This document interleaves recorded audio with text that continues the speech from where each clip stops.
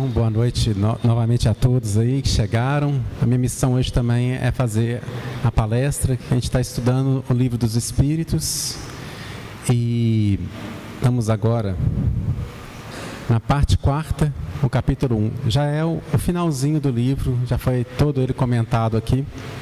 Então vamos lá mais uma parte. É um livro bastante interessante. Ele é feito com perguntas e respostas que os Espíritos deram. E para quem não sabe, né, a forma do Kardec a colocar essas respostas é um pouco diferente do que se faz hoje, né? Em geral tem o nome do médium, né, igual a mensagem que eu li.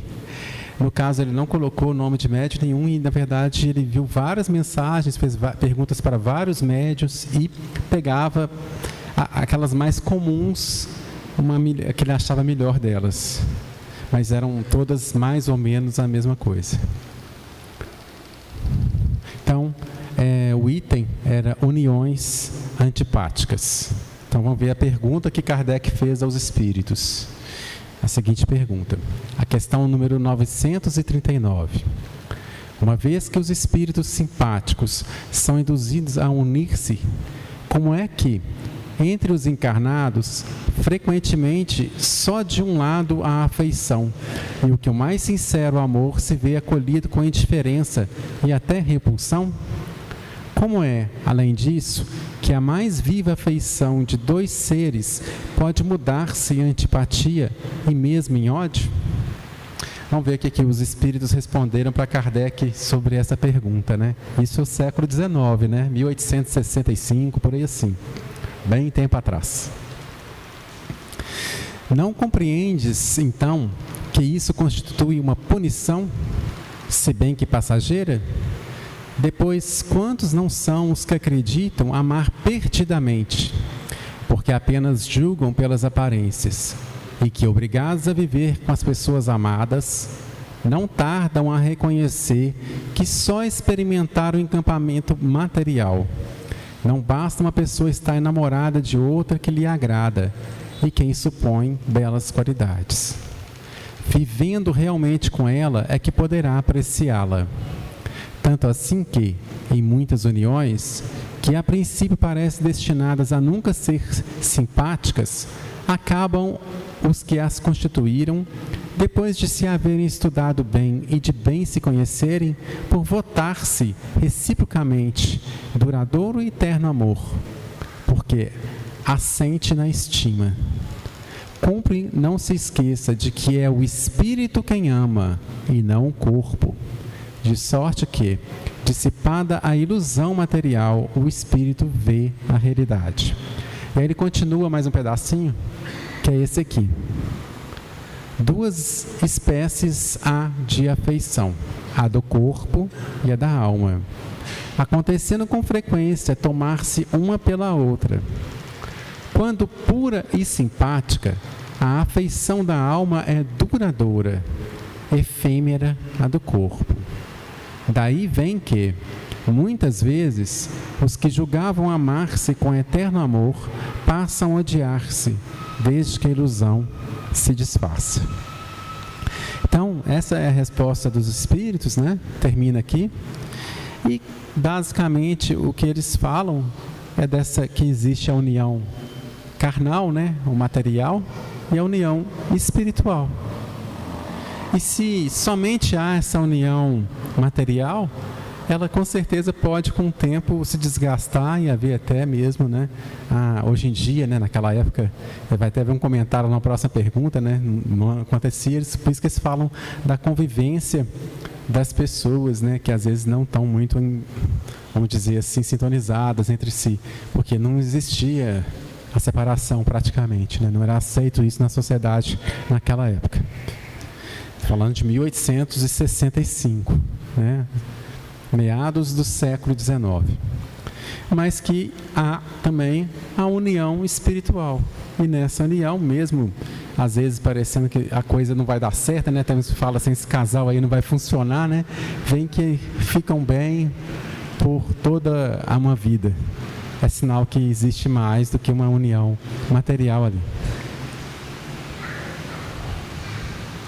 Questão 940. não constitui igualmente fonte de sabores, tanto mais amargos quanto envenenam toda a existência, a falta de sintonia entre seres destinados a viver juntos? A resposta dos espíritos: muito amarga com efeito. Essa, porém, é uma das infelicidades de que sois, a mais das vezes, a causa principal. Em primeiro lugar, o erro é de vossas leis. Julgas, porventura, que Deus te constranja a permanecer junto dos que te desagradam? Depois, nessas uniões, ordinariamente buscais a satisfação do orgulho e da ambição, mais do que a felicidade de uma afeição mútua. Sofreis então as consequências dos vossos próprios preconceitos, né? Dos vossos preconceitos. Então, o que ele responde tem um pouco ligado também à época que foi dada, né? Ora, no século XIX não havia, como já comentei, separação. Então, aqui ele cita, né? O erro é de vossas leis. Aí é uma questão hoje. Não há isso mais, né? Os casais, se tiverem se desentendendo muito, podem, se assim o quiserem, se separar, né? Acontece isso muito hoje em dia, é um direito civil. Mas cita ali também que às vezes, né, e até hoje isso acontece, a pessoa está naquela união ali por outros interesses, né, materiais, seja qual for. Não interessa, a gente não tem aqui direito de julgar também, mesmo que subjetivamente. Mas se há esse interesse, a pessoa vai estar sofrendo, talvez ela não consiga uma vida inteira, né, com esses interesses, e pode até acontecer de separar-se também, né? Mas enfim, né, são muito complexas as relações entre casais, e a gente daria para falar aqui semanas sobre isso, né, de casos e problemas, né? E também bonitos também, né? Tem muitos casais que às vezes estão com 70, 80 anos de casamento, né? E muito bem, existe de tudo, né? Agora, até estou lembrando de uma história que eu ouvi de uma médium, eu esqueci, de uma grande espírita, que eu esqueci o nome dela. Mas enfim, é uma história, né? Que eu ouvi de uma conhecida dela, que tinha um marido alcoólatra, muito difícil, e um dia ela teve que visitá-la, acho que ela morava em outra cidade, né, e ficou na casa dela e comentou um pouco sobre isso, né, com a amiga, né, mas como que ela suportava aquilo tudo, né, aquele marido bem difícil. E ela então, a amiga dela comentou o seguinte, que ela via aquilo ali como uma forma de ajudá-lo, apesar de todas as dificuldades que ele tinha, ela estava ali porque era uma forma de consolá-lo, e ela entendia toda a situação, era um espírito, vamos dizer assim, mais evoluído, e achava que por bem era mais útil ela estar ali com ele. Olha, gente, essas coisas são extremamente complexas, estou dando só um exemplo. Essa seara, cada um tem que refletir, cada casal tem que refletir.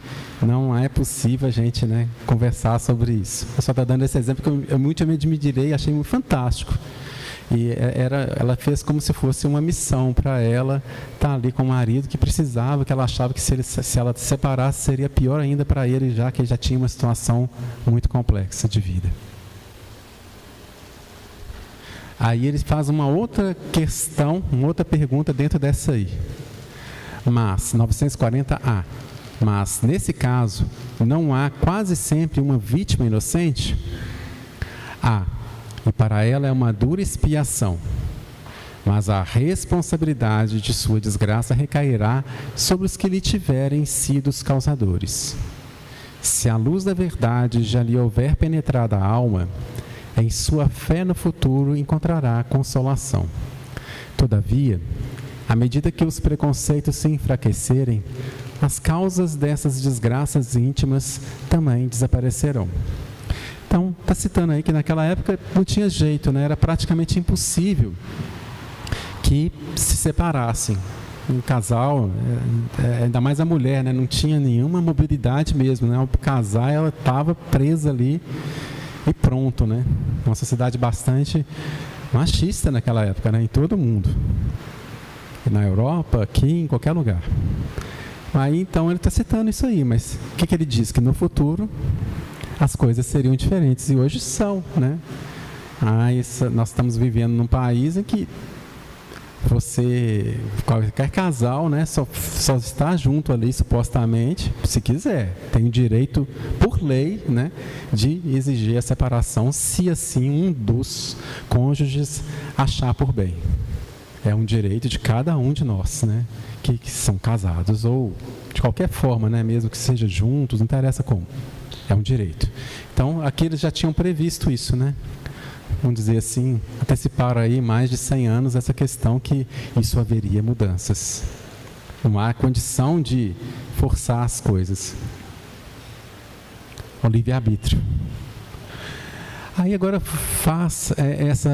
esse capítulo fala sobre essas questões, né, das uniões com pessoas que têm dificuldade, né, nas uniões, e depois ele passa para o temor da morte, que eu vou falar, são só 2 perguntas, é rápido.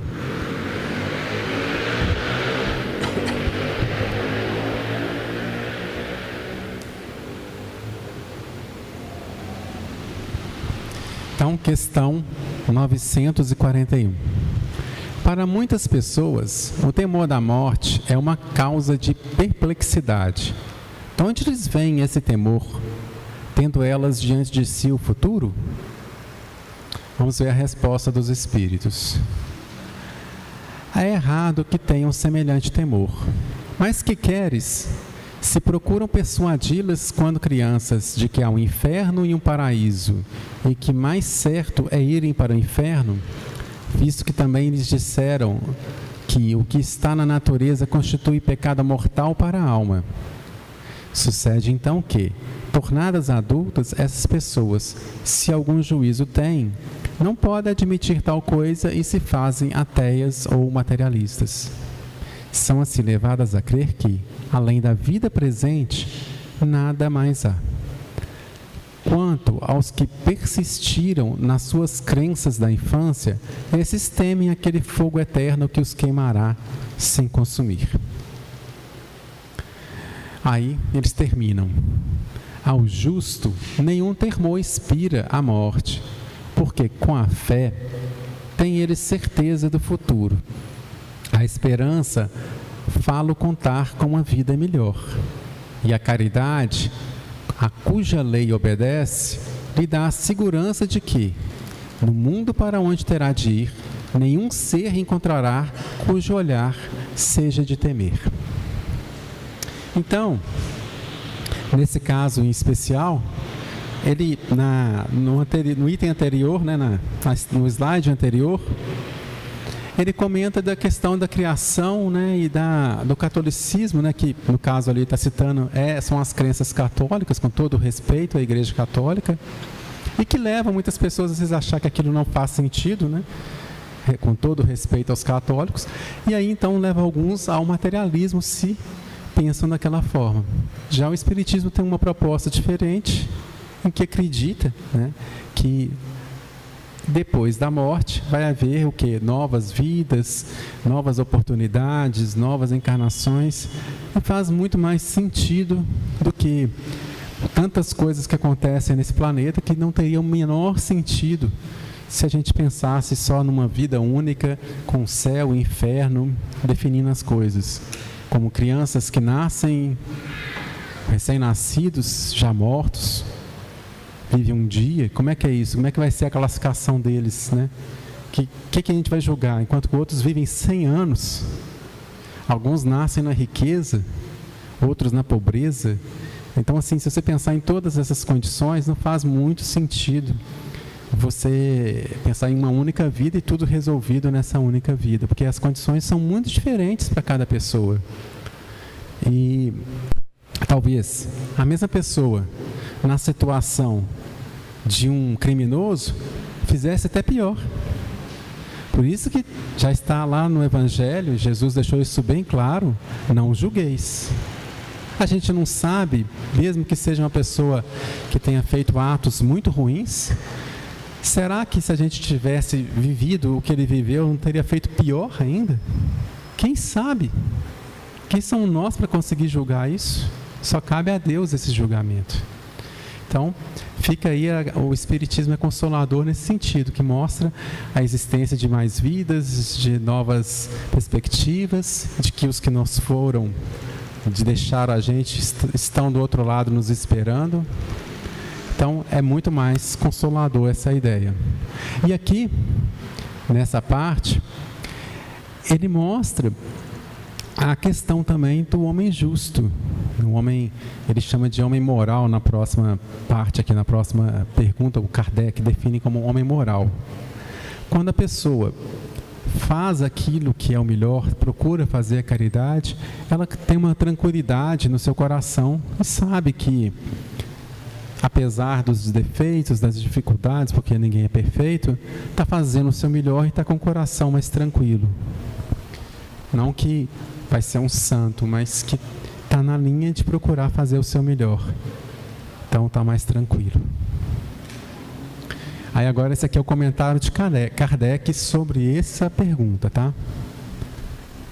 O homem carnal, mais preso à vida corpórea do que à vida espiritual, tem na terra penas e gozos materiais. Sua felicidade consiste na satisfação fugaz de todos os seus desejos. Sua alma, constantemente preocupada e angustiada pelas contrariedades da vida, se conserva numa ansiedade e numa tortura perpétuas. A morte o assusta porque ele duvida do futuro e porque tem de deixar no mundo todas as suas afeições e esperanças.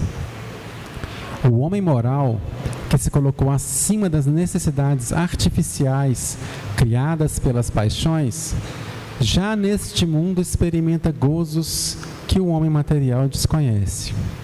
A moderação dos seus desejos lhe dá ao espírito calma e serenidade.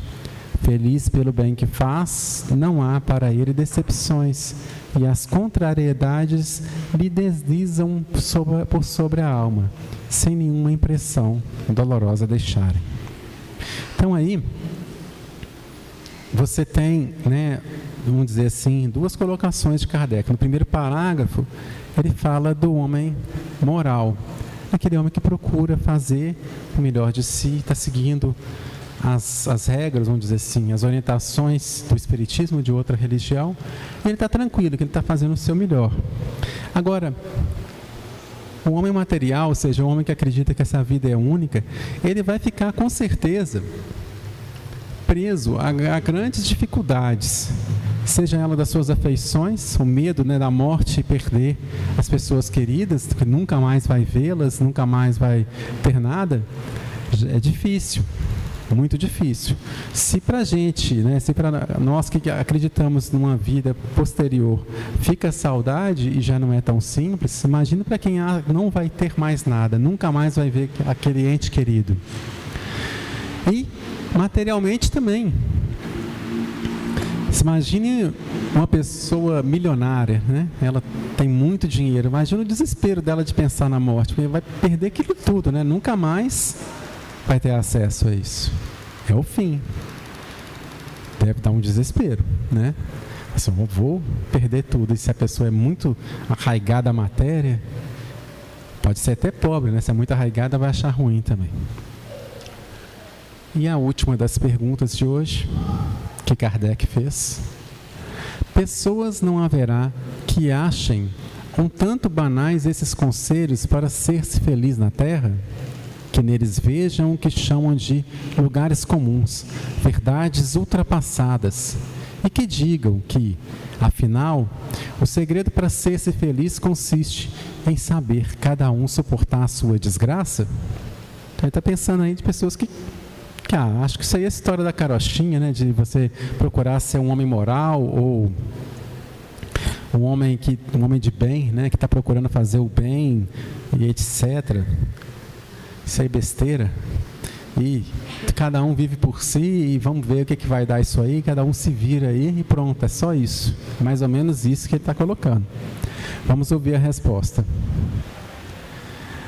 Há as que isso Há as que dizem, e em grande número, mas muitas se parecem com certos doentes, a quem o médico prescreve a dieta, desejariam curar-se sem remédios e continuando a entregar-se aos excessos. Então, ele parece muito com pessoas que ouvem essas orientações, né?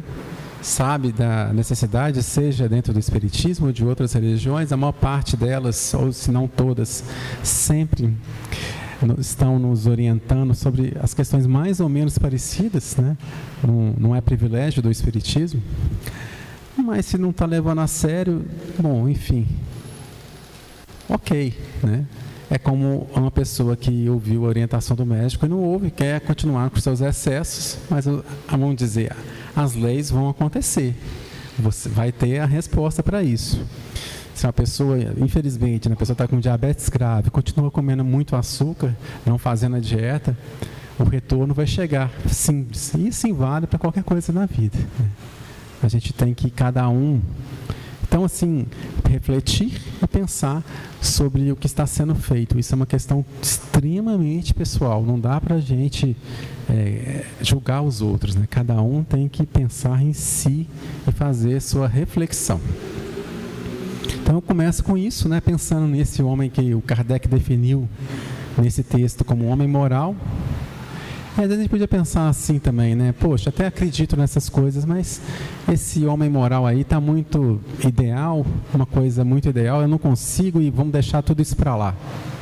Né? Muitos também podem tentar fazer isso, né? Coloca isso numa classificação tão ideal, homem perfeito, e eu não sou, então deixa esse negócio para lá. O que a gente deve pensar é que todos nós realmente, a meu ver, somos imperfeitos, todos, sem exceção. Cada um tem suas dificuldades, cada um tem as suas limitações. E o que a gente deve pensar, então, é dentro do que eu posso, o que eu posso fazer de melhor para dar um passo, de repente, fazer uma caridade a mais, ouvir uma pessoa a mais, ouvir mais do que falar. Hoje em dia, tantas pessoas precisam ser ouvidas, a maior parte só quer falar. Enfim, refletir no que pode ser feito, orar a Deus, pedir orientação, e por um passo mínimo que seja, cada um que pense sobre isso, e reflita, e faça a sua, vamos dizer assim, o seu passo para se sentir um pouco melhor, para procurar estar dentro desse homem moral, que não é nada idealizado, é só pessoas como nós que estão tentando seguir o caminho de Jesus, que nos ensinou, que é amar o próximo como ele amou. E assim ele disse, e assim Chico até repete, que se ele fosse falar uma única coisa, ele falaria isso: amar o próximo como Jesus também amou, como exemplo dele, amor, respeito, carinho, e seguir a vida em frente, fazendo o que cada um pode. Bom, eu termino por aqui, né? Só relembrando aí, a gente estudou isso está no Livro dos Espíritos, na parte 4ª, capítulo 1, perguntas de 939 a 942. Para quem não tem um Livro dos Espíritos, nós temos ali, acho que até é usado, mas novos eu garanto que temos. E se quiser estudar, é um livro interessantíssimo, com muitas perguntas e respostas muito interessantes que os espíritos fornecem. E os comentários de Kardec também, eu considero eles bastante sábios. Então é uma obra bem interessante e um convite a gente refletir e se tornar um pouco melhor nessa vida tão caótica que a gente vive hoje. Obrigado a todos e vamos começar a segunda parte.